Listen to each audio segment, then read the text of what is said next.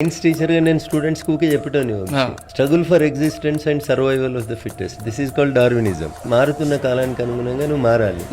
మారితే నువ్వు బతకగలుగుతావు, మారకపోతే నువ్వు ఎలిమినేట్ అవుతావు సొసైటీ. 2 జంతువుల్ని ఉదాహరణగా చెప్తాను నేను. ఒకటి జిరాఫీ, 2 డైనోసార్. జిరాఫీ మెడ కూడా గుర్రం గాడిదల్లాగా చిన్నగానే ఉంటుంది. ఎప్పుడైతే కరువు కాటకాలు వచ్చి దానికి భూమి మీద తినడానికి సంబంధించినటువంటి వస్తువులు దొరకనప్పుడు అది కిందికేసిన మెడని మెల్లగా పైకి లేపడం మొదలు పెట్టింది. Over a period of time పైన ఉన్నటువంటి చెట్ల కొమ్మల్ని దీన్ని బతకాల్సిన పరిస్థితి వచ్చి డ్రాట్ కంటిన్యూ అయినప్పుడు there was an increase in the length of giraffes neck.